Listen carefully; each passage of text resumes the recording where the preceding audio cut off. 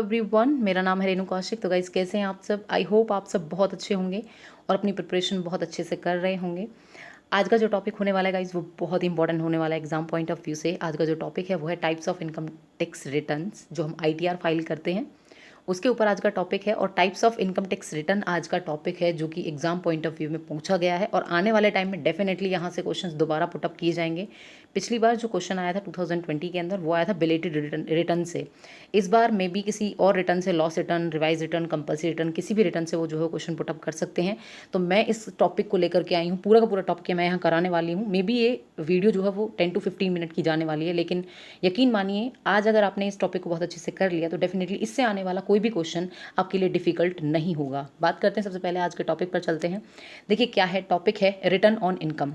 देखिए, income tax act 1961 क्या करता है, कुछ प्रोविज़न कंटेन करता है रिटर्न फाइल करने के। ठीक है, क्या है कि रिटर्न ऑफ इनकम क्या है? रिटर्न ऑफ इनकम हम बोल सकते हैं सिंपल वर्ड्स में कि एक ऐसा फॉर्मेट है जिसमें SSC की टोटल इनकम लिखी हुई होती है और उसने कितना टैक्स पे किया हो, ये चीज़ें लिखी हुई होती हैं। ठीक है, ये एक फॉर्मेट है जो आपको प्रोवाइड करता है कि एक SSC है और उस SSC की इनकम, टोटल इनकम कितनी है और उसने इतना टैक्स पे किया है। ठीक है, और ये जो फॉर्मेट है, इस फॉर्मेट को प्रेस्क्राइब कौन करता है, नोटिफाई कौन करता है? इसको करता है CBDT, मतलब कि central board of direct taxes. ठीक है, इन शॉर्ट अगर मैं बात करूँ तो सिंपल है, हम सभी को पता है कि सबसे पहले हमारी GTI निकल के आती है, ग्रोस टोटल इनकम। उसमें से हम डिडक्शंस लेस करते हैं तो हमारी जो है वो टोटल इनकम आती है। ठीक है, इस टोटल इनकम के बेस पर हम क्या करते हैं, रिटर्न फाइल करते हैं। तो रिटर्न ऑफ इनकम है क्या? Return of income simple and short words में मैं बात करूं तो क्या है, डिक्लेरेशन है किसी भी SSC की इनकम का। और उसी प्रेस्क्राइब फॉर्मेट को हम क्या बोलते हैं, उसी प्रेस्क्राइब फॉर्मेट को बोलते हैं हम ITR return, ITR filing of return. ठीक है, क्लियर गाइस? उसके बाद हम बात करते हैं कि टाइप्स ऑफ रिटर्न क्या है। टाइप्स ऑफ रिटर्न है हमारी, सबसे पहले आती है हमारी कंपल्सरी रिटर्न, जिसको हम मैंडेटरी रिटर्न भी बोलते हैं। Second is loss return, third is belated return, fourth is revise return and fifth is defective return. सबसे पहले तो आपको एक सीक्वेंस याद रखना होगा इनका कि कंपल्सरी रिटर्न पहले आती, then loss, then belated, then revise, then defective. उसके बाद आपको एक चीज़ याद रखनी होगी, वो है सेक्शन। बहुत इंपॉर्टेंट है, आपसे मैचिंग में पूछे जा सकते हैं, कोई भी फॉर्मेट दे सकता है वो आपको इसके अंदर। ठीक है, तो आपको याद रखना है कि 139 सभी के अंदर कॉमन है, आपको दिख रहा होगा 139 सभी में कॉमन है। आपको याद क्या रखना है, आपको इनके सबसेक्शन से याद रखना है कि कौन सा सबसेक्शन किसके लिए है। देखिए, इसको याद कैसे रख सकते हैं, इसको याद रखने की 2 ट्रिक है मेरे पास। सबसे पहली ट्रिक है वो ये है कि हमारे ऑड नंबर होते हैं 1, 3, 5, 7, 9, हम ऐसे याद रखते हैं ऑड नंबर्स को, जो हमारे ऑड नंबर्स होते हैं। ठीक है, हम उनकी हम इस ट्रिक इसके अंदर कैसे याद रख सकते हैं, हम याद रख सकते हैं 1, 3, 4, 5, 7 नहीं है, 9, 4, 5, 9। सबसे पहली ट्रिक तो ये है सबसेक्शंस को याद करने की। सेकंड ट्रिक क्या है? सेकंड ट्रिक ये है कि मम्मी ने कहा होमवर्क करना कंपल्सरी है। ठीक है, मम्मी ने कहा होमवर्क करना कंपल्सरी है, नहीं किया तो तुम्हें लॉस होगा। ठीक है, और अगर तुमने होमवर्क लेट किया, ठीक है, अगर तुमने होमवर्क को लेट किया, ठीक है, तो तुम्हें दोबारा रिवाइज करना होगा। और अगर तुम्हें दोबारा रिवाइज करना है, इस बार तुम्हें किसी तरह का कोई भी डिफेक्ट जो है उसके अंदर नहीं रखना है। तो सबसे पहले आपको याद रखना होगा compulsory, then loss, then belated, then revise, then defective. कि मम्मी ने कहा कि होमवर्क करना कंपल्सरी है, नहीं किया तो तुम्हें लॉस होगा, और अगर तुम लेट हुए इस बार तो तुम्हें दोबारा रिवाइज करना होगा, और इस बार किसी भी तरह का कोई भी डिफेक्ट उसमें नहीं होना चाहिए। सिंपल वर्ड्स में आपको याद रहेगा और डेफिनेटली आपको रटने की ज़रूरत नहीं पड़ेगी इन सेक्शंस को कि कौन सा था कौन सा नहीं था। ठीक है, क्लियर गाइस? उसके बाद हम बात करते हैं, सबसे पहले हम बात करेंगे टाइप्स ऑफ रिटर्न में कंपल्सरी या मैंडेटरी रिटर्न की। देखिए, बहुत इंपॉर्टेंट है एग्जाम पॉइंट ऑफ व्यू से कि आपको ये याद रखना होगा कि कौन सी रिटर्न जो है वो कंपल्सरी या मैंडेटरी रिटर्न के अंदर क्या क्या आता है। देखिए, सबसे पहले हम बात करते हैं कंपल्सरी रिटर्न मैंडेटरी रिटर्न की। सबसे पहला है कंपनी एंड फर्म। किसके लिए कंपल्सरी है मैं बता रही हूँ, ये पॉइंट वो हैं जिनके लिए कंपल्सरी है फाइल रिटर्न करना। सबसे पहले तो कोई भी company, public company, private company या फिर डोमेस्टिक कंपनी, पब्लिक, प्राइवेट या डोमेस्टिक कंपनी। ठीक है, फर्म में आपकी LLP और आपका क्या है, पार्टनरशिप। ठीक है, पार्टनरशिप एक्ट 1932 दोनों आएंगे। ठीक है, उसके बाद हम बात करते हैं कोई भी पर्सन जो कि रेजिडेंट है, कोई भी पर्सन जिसकी आउटसाइड जो है वो एसेट जो है वो आउटसाइड है, आउटसाइड इंडिया है, कोई भी SSC जिसकी डिपॉजिट इनकम जो है, जिसकी जमा पूंजी मोर देन 1 करोड़ है, उसको फाइल रिटर्न करना जो है वो ITR फाइल करना बहुत ज़रूरी है। कोई भी इंडिविजुअल, कोई भी हिंदू अनडिवाइड फैमिली, कोई भी बॉडी ऑफ इंडिविजुअल, कोई भी एसोसिएशन ऑफ पर्सन, कोई भी आर्टिफिशियल जुडिशियल पर्सन जिसकी टोटल इनकम एग्जेम्पशन लिमिट से अबव है, याद रखिएगा, जिसकी एक्सीड कर जाती है एग्जेम्पशन लिमिट को, जिसकी टोटल इनकम एग्जेम्पशन लिमिट को एक्सीड कर जाती है, जैसे 2.5 लाख है, 3 लाख है, इसको एक्सीड कर जाती है। तो अगर इस एग्जेम्पशन लिमिट को एक्सीड कर जाती है, ठीक है। तो वो क्या कहलाएगा आपको, तो वहाँ पर क्या करना है, वहाँ पर आपको रिटर्न फाइल करना इंपॉर्टेंट है। कोई भी पर्सन या कोई भी एसएससी जिसकी travelling expenditure more than 2 lakh है, तो वहाँ पर भी आपको रिटर्न फाइल करना इंपॉर्टेंट है। अब इंपॉर्टेंट ये है कि जो आईटीआर आप फाइल करोगे उसके लिए ड्यू डेट क्या होंगी, उसके लिए 2 ड्यू डेट है, याद रखना है आपको। एक है 31 जुलाई, एक है आपकी 30 सितंबर। 31 जुलाई कब होगी, 31 जुलाई तब है अगर कोई भी पर्सन या कोई भी बिजनेस जो है वो कहता है हमें टैक्स ऑडिट करानी है, और अगर किसी इंडिविजुअल को टैक्स ऑडिट नहीं करानी है तो उस केस में 30 सितंबर आपकी ड्यू डेट जो है वो जो मतलब कि आपकी आईटीआर फाइल करने की ड्यू डेट क्या है, 30 सितंबर है। अब यहाँ पर भी ना एक चेंज आया है, वो ये है कि कोरोना में आपसे पूछा जा सकता है कि कोरोना में जो है डेट वो क्या है, तो 2 डेट है कोरोना के अंदर, वो है आपकी 10 जनवरी, ठीक है, और है आपकी कौन सी, और है आपकी 15 फेब। याद रखना है आपको, दो याद रखनी है, एक है आपकी 10 जन, एक है आपकी 15 फेब, ठीक है। उसके बाद हम बात करते हैं, नेक्स्ट है आपकी लॉस रिटर्न। देखिए क्या है, सेकंड आपकी लॉस रिटर्न के अंदर आती है सेक्शन 139(3).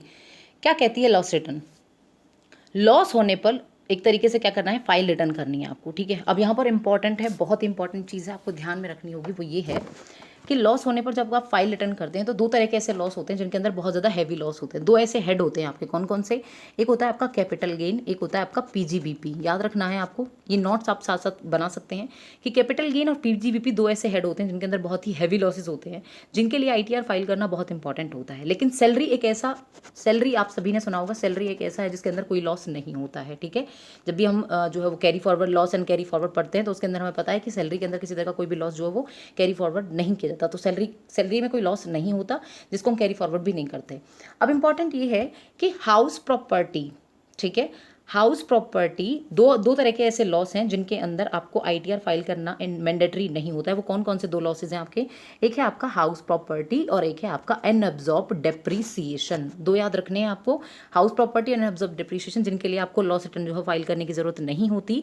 सेकंड क्या है, सेकंड आपका ये है कि आपको पीजीबीपी और कैपिटल गेन, पीजीबीपी और कैपिटल गेन, ये दो ऐसे जो है वो हेड है जिनके लिए आपको आईटीआर फाइल करना बहुत ज़रूरी होता है, क्योंकि इनके अंदर हैवी लॉसेस होते हैं, ठीक है। और आपको जो रिटर्न फाइल करनी होती है, जो आईटीआर आपको फाइल करनी होती है, वो बिफोर ड्यू डेट करनी बहुत इंपॉर्टेंट होती है, ठीक है।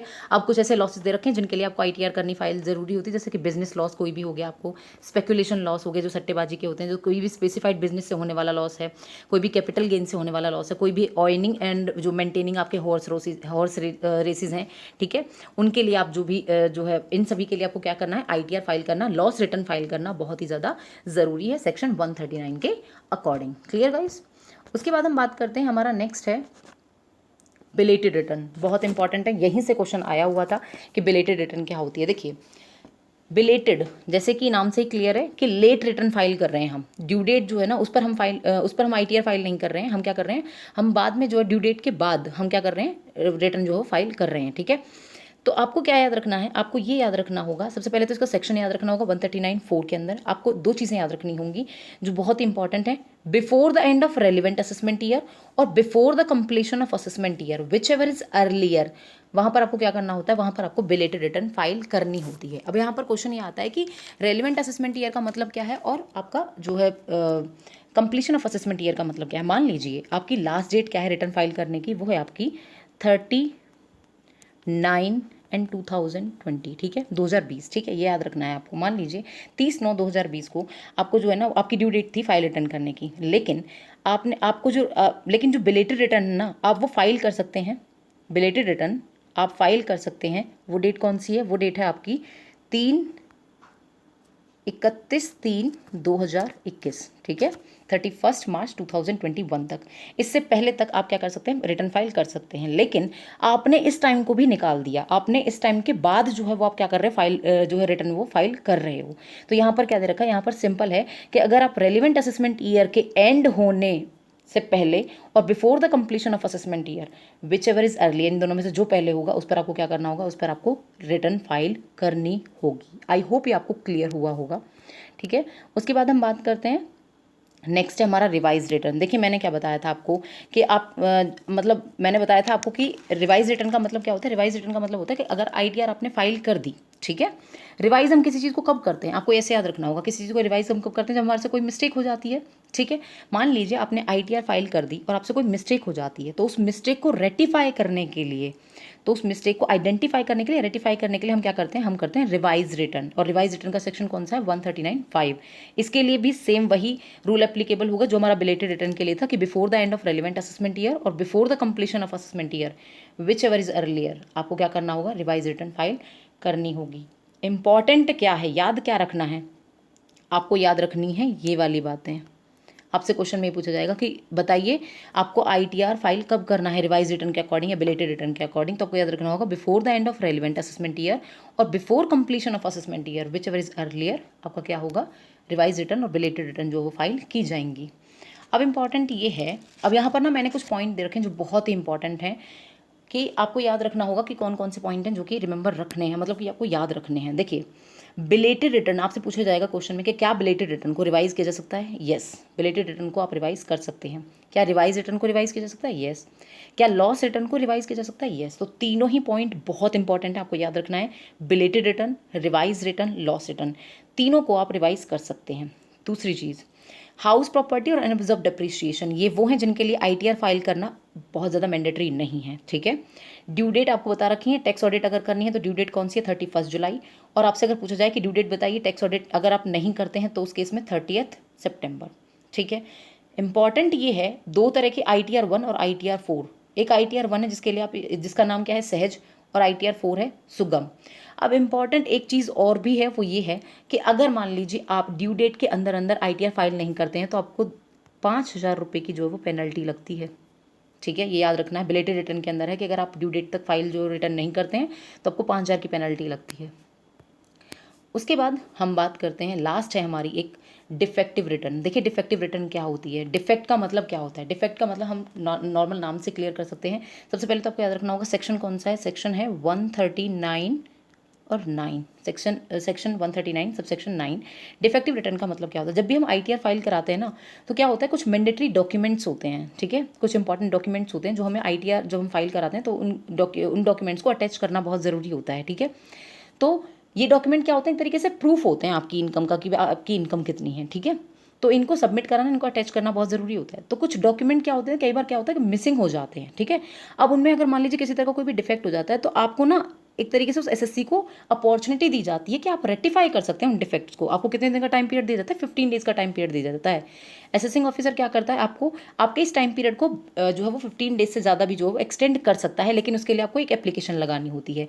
इंपॉर्टेंट ये है कि अगर आपने विदिन 15 डेज या इस पीरियड के अंदर आपने इस अपने वो डॉक्यूमेंट सबमिट नहीं कराए, आपने उसको एक तरीके से उस डिफेक्ट को ख़त्म नहीं किया, आपने उसे रेटिफाई नहीं किया, तो ये रिटर्न आपकी क्या बन जाती है, ये रिटर्न बन जाती है आपकी इनवैलिड रिटर्न।